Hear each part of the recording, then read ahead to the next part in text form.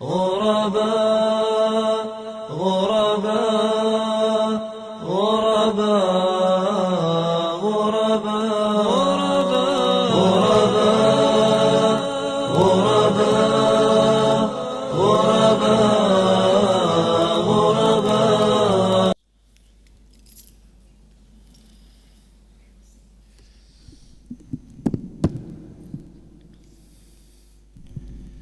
بسم الله والصلاة والسلام على رسول الله وعلى آله وصحبه ومن والاه وبعد.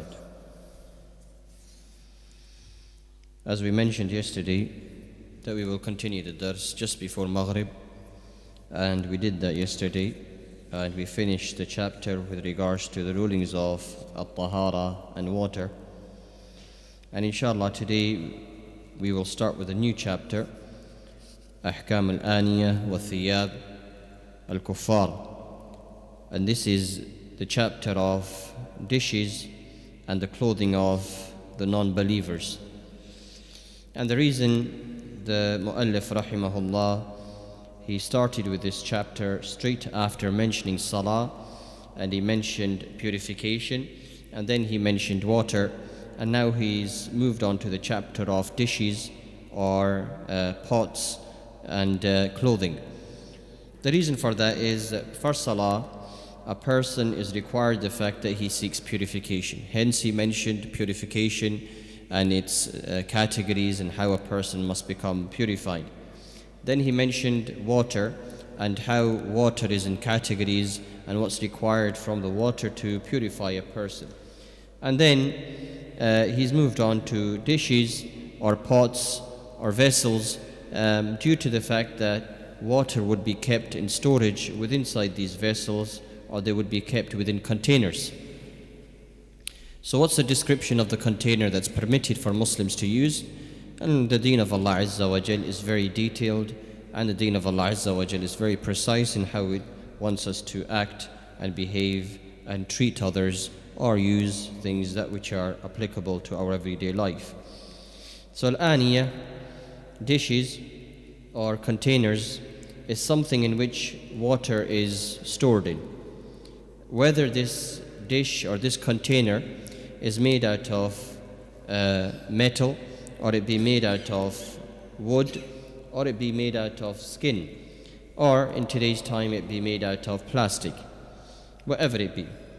The hukum, the ruling with regards to the dishes and containers, is the fact that all of them are permitted for a person to use regardless of whatever material it be made of. But there is an exception, except two types of dishes that a person is not allowed to use. So what are these two types of dishes that a person is not allowed to use? And the first is the fact that the metals, that which are of gold and silver. A container or a dish or a vessel, that which is made out of al-dhahab wal-fidda, that which is made out of gold and silver, know the fact that using this sort of dish is not permitted. Whether the dish in itself or the container as a whole completely is made out of gold, it's not permitted, or the whole container is made out of silver, it would not be permitted. Or the fact that the container in itself, it's made out of wood, but there is partial silver or gold that's been attached to it to create a design within inside the dish or container. Also, this is included within inside the prohibition of usage of container, meaning it's not permissible to use that either. So a dish, that which is made out of gold, that which dish is which is made out of silver, it's not permitted to use that.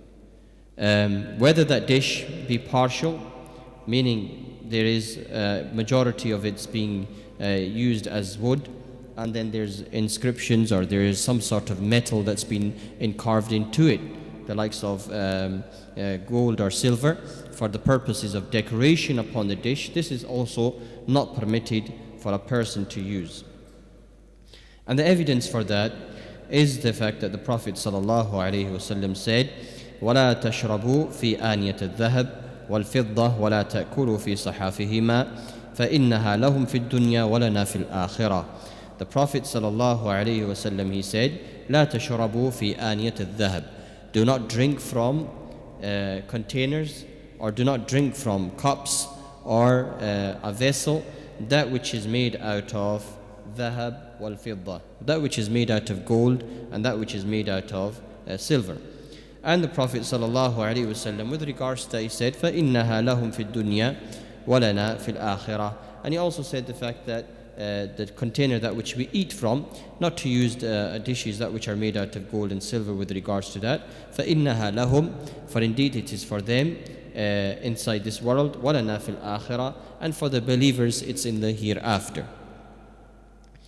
There's prohibition, know the fact that a person should be very cautious of it, as we know the fact that today sometimes they gold plate some of the dishes and they gold silver plate some of the dishes, and one should refrain from that and try to keep their cups and their containers within inside the sunnah of the Prophet sallallahu alaihi wasallam.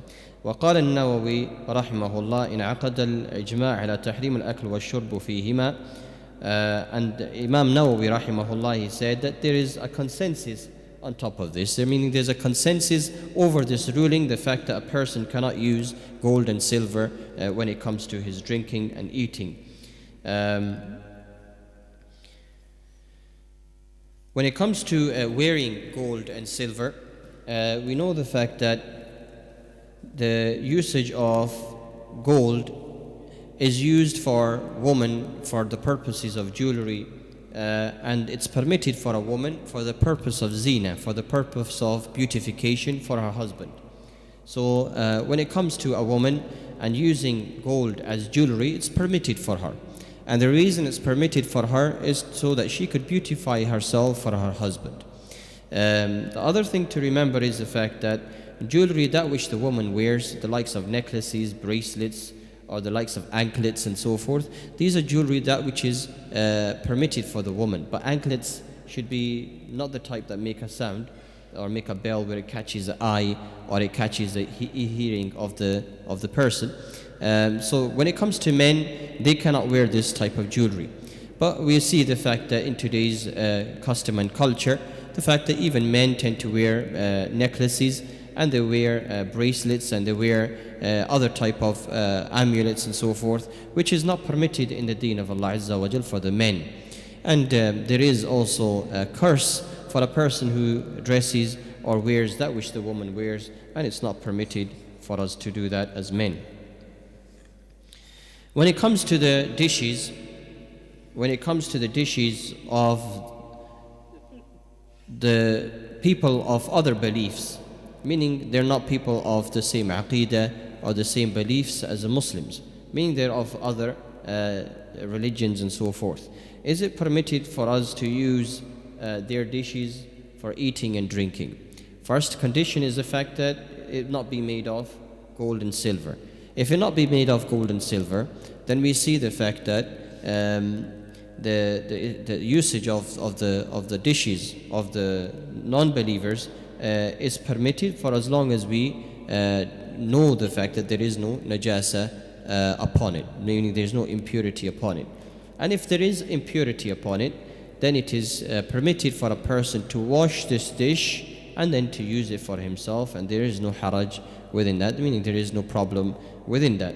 So it's permitted for a person to use the dishes of the people of other religion for as long as there is no impurities upon that dish, meaning impurities the likes of lahm al-khinzir, they be well cleaned, or it be the fact that there is no alcohol within it, or the fact that things like that, impurities are not within inside the dish.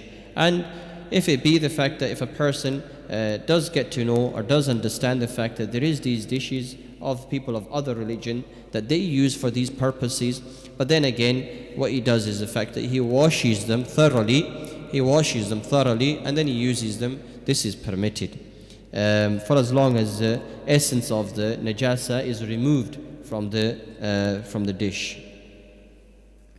The second thing that which is not permitted for a person to use is the fact that containers or let's say cups, or even vessels, that which are made of skin, that skin which is not permitted. Meaning skin that which is made out of mayta, for example a dead animal. A dead animal is not permitted for a Muslim to eat. So if it's a dead animal, that which is lying around and they use the skin of it to create a vessel out of it, or a container out of it, and it is said the fact that it's not permitted. But there is an exception to that, and the exception is the fact that إِلَّا إِذَا دُبِغَتْ, except the fact that it is tanned. Tanned meaning the fact that the skin is taken, and it's taken through a process called tanning. And this tanning is the fact that they put it through some sort of blades where they remove the top layer of the skin, and then they put it through a heat or some sort of fire to remove any dirt and any sort of hair and everything else from it. So it's a process of that which is called of tanning, and this is called dabgh in Arabic. So this process of dabgh or tanning of the skin, the ulama basically have differed over this, and Imam or Sheikh Salih ibn Fawzan is mentioned the fact that was sahih annahu yajuz, and the correct opinion is the fact that it's permitted for as long as the skin has gone through the process of burning and tanning and heating and this taking off the layer of the skin and so forth. And all this tanning process, once it's done upon the skin, then it's permitted for the person to use it under those conditions.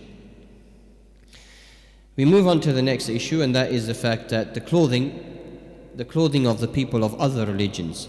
We have, for example, people who go to work, they go to a construction site where they have to, for sometimes share their costume. For example, they've got their outgear that they wear for security or health reasons and so forth, and they share it amongst other people of other religion. Is it permitted for us to use that? And it is said the fact that it is permitted for one to use it for as long as there is no najasa upon the clothing. Najasa meaning any type of impurity, the likes of urine, or it be stools, feces, and so forth. It's for as long as we do not have this sort of impurity upon the clothing, then it's permitted for us to use it and wear it, and there is no haraj within inside that. If a person is in doubt, the fact that this clothing may be dirty or maybe not, based upon doubt, we do not give a ruling saying the fact that one should stay away from it. Rather, if it's only yaqeen, which is able, or this firm belief, the fact that there is dirt upon this, that would allow a person not to wear the clothing of that which is of other people, which has impurity upon it. And inshallah we'll continue with the chapter just before Salatul Maghrib. Wa barakallahu feekum wa jazakum Allahu khairul jazaa. Wassalamu alaikum.